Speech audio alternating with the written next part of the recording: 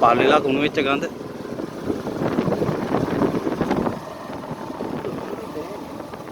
තිබ්බේ නෑ.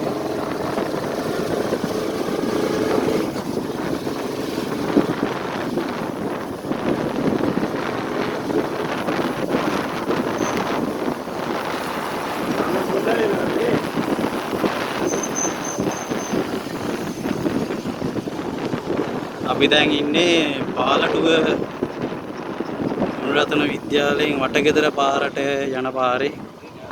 හිතද? අදින්නේ මොකද දන්නේ ඒක? මාන්නයි යන්නේ පුතා වතුරේ. වතුර ගිහින්ද?